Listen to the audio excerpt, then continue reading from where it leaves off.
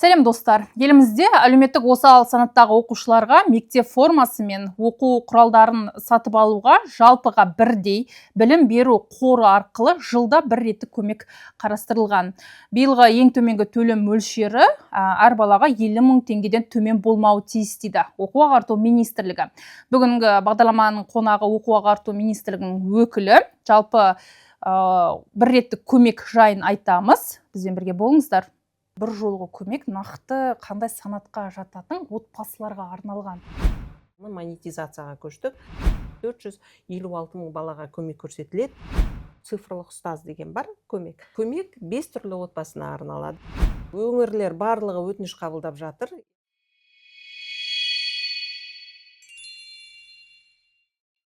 Қайырлы күн достар. Бүгінгі Жалғас Қызыл лайф подкастының қонағы Қазақстан Республикасы Оқу ағарту министрлігінің мемлекеттік бақылау басқармасының бас сарапшысы Ақмарал Ерғазықызы. Ақмарал ханым, қош келдіңіз.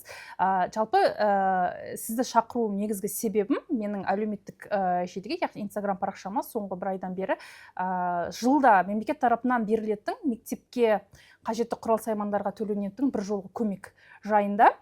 Осы ретте жалпы неше жылдан бері бізде дәл осы көмек көрсетіліп жатыр. Бұл әлеуметтік көмек, яғни балаларға мектеп құралдарын алуға берілетін, киім алуға берілетін бұл көмек біраз жылдан бері іске асырылып жатыр.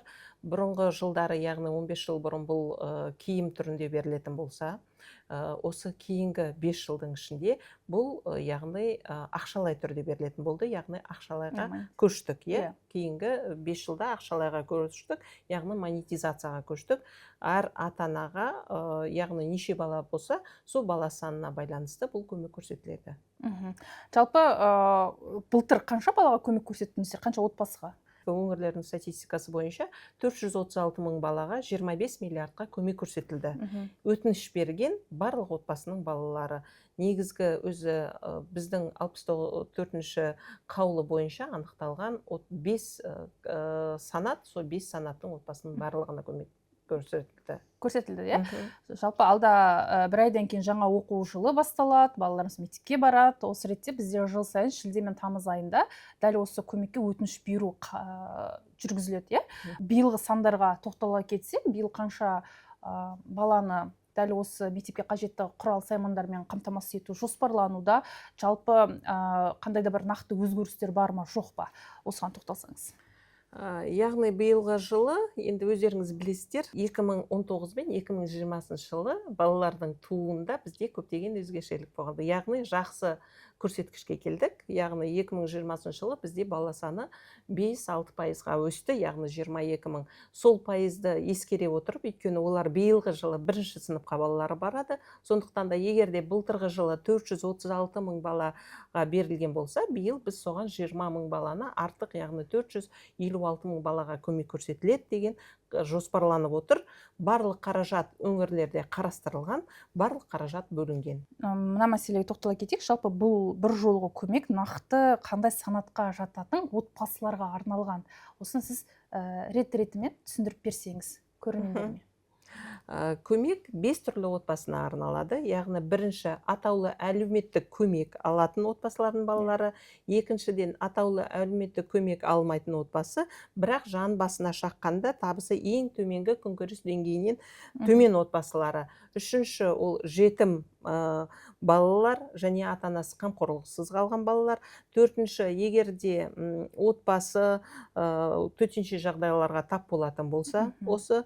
Және де бесінші, ол қамқоршылық кеңестің шешімімен көмек алатын, яғни осы көмекті қажет етіп отырған отбасының балаларына беріледі. Осы 5 санатқа бізде көмек көрсетіледі. Санаттар өзгерген жоқ? Санат ешқандай өзгерген жоқ, сол қалпымен қалды. Жалпы биыл менің білуімше былтыр шамамен 50 мың 60 мың теңге айналасында берілді, бір оқушыға. Биылғы есеп-қисапқа тоқталсаңыз, енді мен білемін, әрине бұл әр өңірдің жергілікті әкімдіктің шешіміне сәйкес тағайындалады, дегенмен де сізде бір сандар бар шығар. Яғни жылда бізде ол қаулыда, яғни 64-ші қаулыда айтылғандай, ең төменгі күнкөріс деңгейі. Ең төменгі күнкөріс деңгейі 25 жылы егерде 46.228 теңге болып, яғни өңірдегі ата-аналар осы ақшаны алған болатын болса, биылғы ең төменгі күнкөріс деңгейі 26 жылы 50.851 теңге. Яғни биылғы алатын ата-ана осы 50.851 теңгеден төмен болмайды, бірақ та бұдан жоғары болуы мүмкін.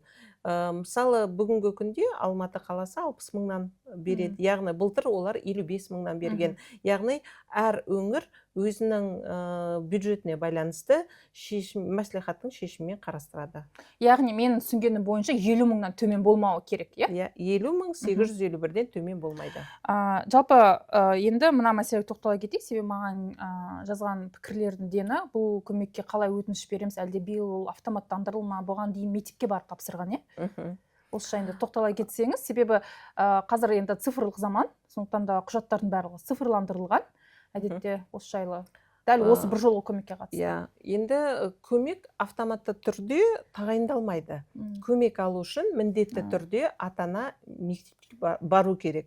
Мектепке барған кезде ата-ана өтініш береді. Тек қана биылғы бір өзгешелік деп айтсақ болады, яғни барлық деректер бұрын анықтаманы егерде қағаз түрінде өткізген болса, биылғы өзгешелік ол цифрланды. Яғни отбасының цифрлық картасы арқылы ата-ананың жаңағы әлеуметтік деңгейі анықталады. Яғни мектепке барса, мектеп оны автоматты түрде тексереді, өтінішті автоматты түрде алады. Яғни әрі бері құжатты тасудың қажеті жоқ, барлығы цифрландырылған. Бәрі цифрландырылған, ешқандай қиындық жоқ. Тек қана ата-анадан сұралатыны ол мектепке барып өтініш беру керек. Жалпы былтырғы ең жоғарғы көрсеткіш қай өңірге тиесілі? Қаражат жағынан? Алматы дедіңіз, иә? Қаражат жағынан Алматы, иә. Ал қазір өңірлер бойынша нақты өтініш қабылдап жатыр ма? Өңірлер барлығы өтініш қабылдап жатыр. Яғни өтініш қабылдағанда қазір өңірлерде беріліп жатыр. Яғни мектептер бұл атаулы бұл әлеуметтік көмек ол қайда бір айға ғана берілмейді, бұл жалпы жыл бойына беріледі. Егерде тек қана ата-ананың өтініші, яғни мектепке барғандағы осы жаз айынан ата-ана майдан бастап, яғни сабақ біткеннен кейін маусым айында да берсе болады өтінішті. Яғни ол кез келген өтініш берген күннен бастап 10 күннің ішінде ата-анаға төленеді. Мәселен, басқа қаладан Астанаға көшіп келген отбасы келген күннен бастап өзінің тұрғылықты мекен жайына сәйкес мектепке барып өтініш бере алады. Әрине, егерде дәл осы 5 санатқа жатса. Иә. Кез келген қалада ол бірінші, яғни ең бірінші бұндағы шарт ол мектепте болу керек бала, мектепте оқу керек. Егерде мектепке тіркелген болса, мектепке қабылдау туралы жаңағы егерде жергілікті жерін ауыстырған болса, бала мектепке бірінші қабылданады. Сол бала қабылданғаннан кейін өтініш берсе, онда беріледі. Жалпы енді түсінікті, материалдық көмекті пайдалану бойынша бақылау немесе есеп беру қарастырылған ба? Иә, енді есеп бере ме сонда ата-ана алған ақшасына байланысты не алды? Мысалы, мектепке қажетті жаңағыда балаға арналған мектеп формасы, болмаса оқу құралдары делік. Оның есебін сұрайсыздар ма? Иә, кез келген қаражаттың, мемлекеттік қаражаттың соңынан оның бақылауы бар екен белгілі. Сондықтан да бұл да берілген ақша бақылауда. Яғни ата-ана оны тек қана баланың мүддесіне, баланың киіміне жұмсауы керек. Негізгі мақсат сол. Сондықтан да 10 күн ақша берілгеннен кейін 10 күн жұмыс күнінің ішінде ата-ана өзі өтініш берген, яғни мектепке келіп, барлық чектерді өткізу керек. Яғни ол киім тек қана біз мектеп формасы мен дәптер алсын деген емес, бұнда балаға арналған киім алуы мүмкін. Ол қыстық киім алуы мүмкін, ол аяқ киім алуы мүмкін, ол күртеше алуы мүмкін. Яғни тек қана мақсат киім алу керек. Мәселен, әлеуметтік осал топқа жататын отбасы делік, бұл отбасы 4-5 бала бар дейді, оқушы. Яғни бұл барлық дерлік балаға беріледі. Ата-ана өтініш беретін болса, мектепке барып, яғни 5 бала болсын, 4 бала болсын қарамайды. Иә, әр балаға жеке-жеке беріледі. Яғни ол бір отбасына бірақ көмек берілмейді. 5 бала болса, сол 5 баланың әр қайсына 50.851 теңгеден беріледі. Төмен болмау керек. Одан төмен болмау керек, иә.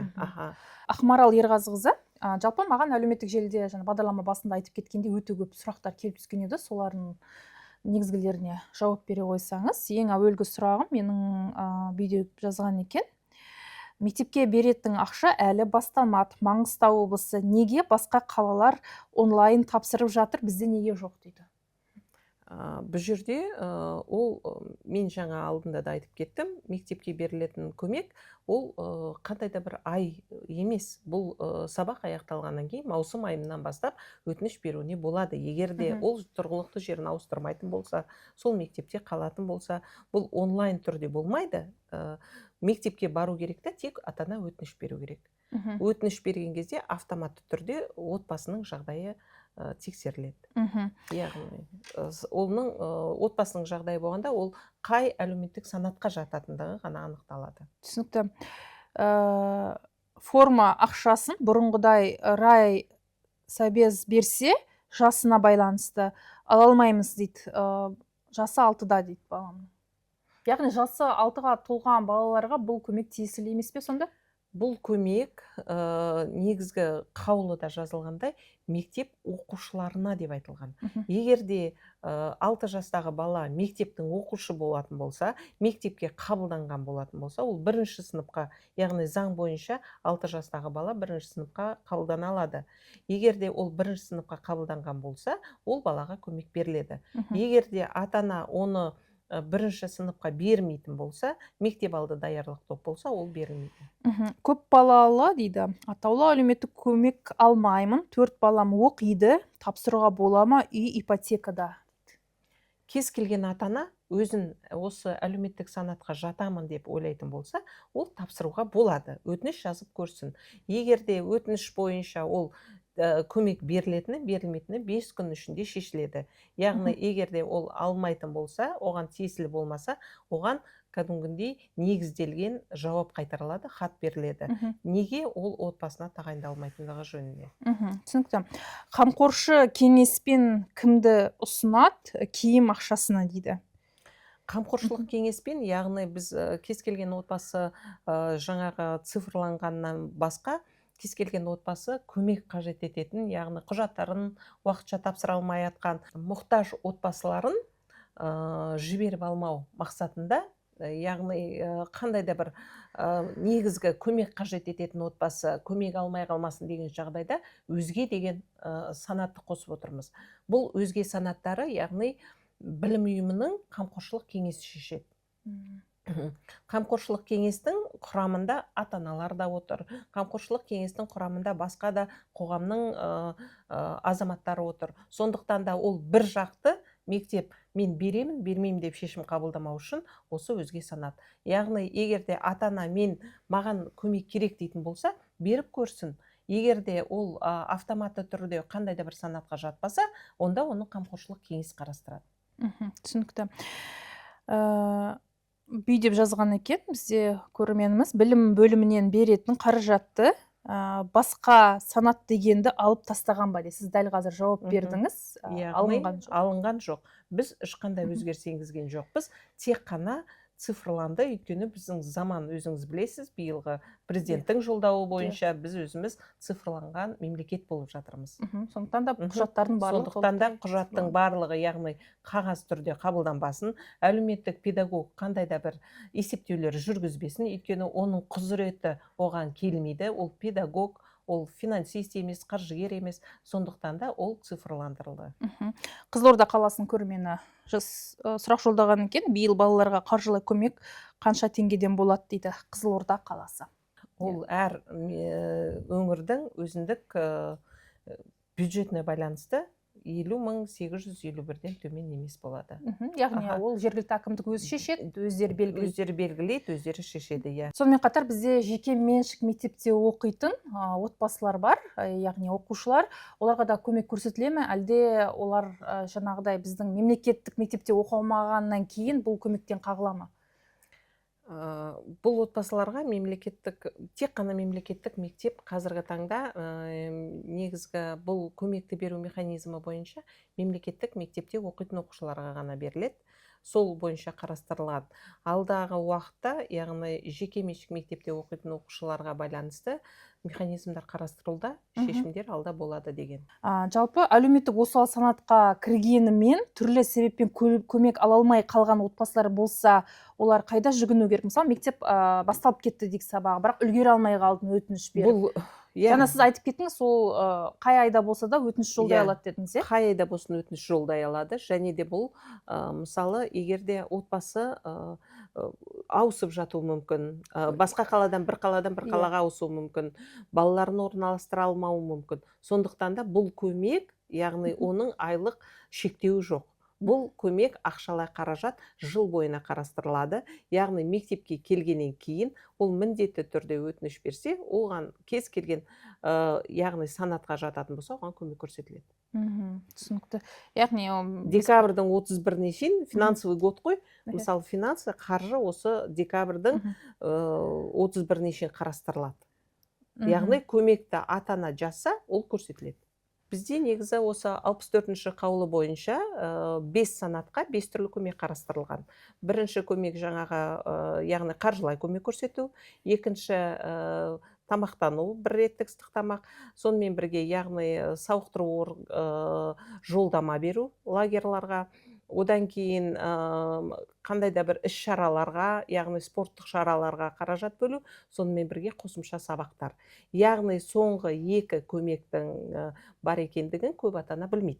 Толығырақ айта кетсеңіз. Бұл яғни көмек, егерде ата-ана өзінің әлеуметтік санатқа жататындығы расталатын болса, яғни ол әлеуметтік көмек керек санат болатын болса, онда мектепке өтініш беру арқылы ата-ана өзінің баласына қосымша сабақ ала алады. Яғни бұл 23-ші жылы өзгерістер енген. Бұл президенттің жолдауы бойынша кез келген әлеуметтік санаттағы ата-аналарға негізгі сабақтардан көмек беру керек, қосымша сабақтар беру керек деген. Ол қалай сонда? Ол барлық мектептер біледі. Барлық мектептер мектеп әкімшілігі біледі. Ата-ана қайда бару керек? Мектеп әкімшілігіне бару керек те, өтініш беру керек. Яғни онлайн. Тек қана жаңағындай информационный, коммуникационный құралдар. Яғни ол портал алып бере алады, ол платформа алып бере алады. Яғни ол платформа, портал арқылы оқыта алады. Онлайн. Онлайн. Жаңағындай енді қалай деп, портал ғой, енді мысалы мен балама жаңағында 750 мыңға мысалы Нуэт, сат жаңағы дайындалу үшін, IELTS дайындалу үшін бір портал ашып бердік. Мысалы өзі отырып дайындалады. Ол қай сайттар арқылы жүргізіледі бұл? Біз арнайы жаңағы мектепке өтініш берсе, мектеп соны өтініш арқылы жаңағындай госзакуп арқылы тауып беру керек. Өтініш арқылы ата-анаға беру керек. Бұл 2022 жылдан бері енгізілген, е?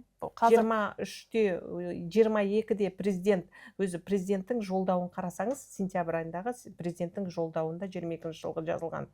Аз қамтамасыз етілген отбасыларына цифрлық ұстазды ұсыну керек деп жазған. Біз өзгерісті осы 64-ші қаулыға 23-те енгіздік. Өйткені бір жыл қаулы өзгертуге болу керек болды. Өйткені 22-нің сентябрінде айтты, біз 23-те енгіздік. Содан бері бұл бар. Қанша оқушы оқып білім алды осы цифрлық ұстаздың көмегімен? Бізде цифрлық ұстаздың көмегімен портфолио көптеген нелер платформалар арқылы, мысалы тестер, дарын, басқа да платформалар бар ғой, сол платформалар арқылы білім алып жатқан оқушылар бар. Цифрлық ұстаз жобасы аясында нақты қанша оқушы қосымша біліммен қамтамасыз етілді? Жалпы оқушылардың бұл санатқа жататын болғандықтан, жаңа өздеріңіз айтқандай, көмекті мысалы 430 мың алатын болса, бұл жақсы өңірлерде, мысалы Ақтөбе өңірінде жақсы алады реализация, бұл цифрлық ұстаз бойынша бар. Яғни бұл цифрлық ұстаз бойынша Павлодар облысы, яғни көптеген облыстардың жақсы өзіндік нелері бар. Мүмкіндіктер қарастырылған, яғни көптеген жерлерде бұл платформалар арқылы іске асырылады. Қай сыныптың оқушыларына? Яғни бұл түсінгеніңіз бойынша 5-ші сыныптан 11-ші сыныпқа шейін оқушыларға бұнда ескеретін қосымша сабақ негізгі пәндерден беріледі. Яғни ол қандай да қосымша сабақ, қандай да ол сіз шатастырмаңыз. Қосымша сабақ дегенде ата-ана қосымша кружоктар емес. Бұл негізгі пәндер бойынша Яғни ол қосымша сабақ. математика. Яғни басқадағы жаңағы математика, физика, ағылшын тілі, яғни стандартта бар негізгі сабақтар бойынша қосымша көмек. Бұл бір жылға ма, әлде ай сайын өтініш беру керек па? Жоқ, бір реттік жыл, яғни бұл да барлығының, бұл әлеуметтік көмектің барлығының алгоритмі бір. Ол тамақтану болсын, жаңа 5 түрлі көмектің алгоритмі тек қана бір. Яғни мектепке барып өтініш беру. Мектепке барып өтініш береді, мектеп өтініш негізінде қарастырып, оған жаңағы беру керек. Егер де портал болатын болса, қандай да бір цифрлық портал болатын болса, оған логин паролін береді, доступ ашып береді, яғни қалай қосымша болатындығын түсіндіреді. Ақмарал Ерғазықызы, егер де көмекті ала алмай қалса, ата-ана қайда барады? Қайда өтініш барып жазу керек? Жергілікті әкімдікке ме, әлде сіздерге ме? Яғни, егер де өтінішті қабылдамаса, яғни өтінішті қанағаттандырмаса, ата-ана өзін әлеуметтік санатқа жатам деген ойда болатын болса, ол бірінші міндетті түрде сол білім ұйымынан кейін білімді басқару органына бару керек. Білімді басқару органы сол өңірдегі білім бөлімдері, одан кейін білім басқармалары облыстық. Егер де білім басқармаларында облыста қанағаттандырмайтын болса, өтініш арқылы министрлікке хат жолдаса болады. Және де 111 деген телефон бар. Яғни, кез келген отбасыға көмек телефоны бұл, кез келген жағдайда көмек телефоны, яғни 111 телефонына телефон шалса болады, немесе өтініш арқылы өтініш жазса болады.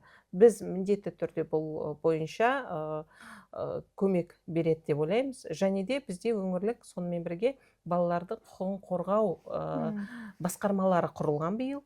Яғни балалар құқығын қорғау басқармаларына өңірдегі сонымен бірге жаңағы өңірлік өкілге, балалардың өкіліне жүгінсе болады. Яғни кез келген адам бей-жай қарамайды деп ойлаймын, егер де ата-анаға көмек керек болса. Ақмарал Ерғазықызы, уақыт бөліп келгеніңізге рахмет. Рахмет сізге. Сізге де рахмет.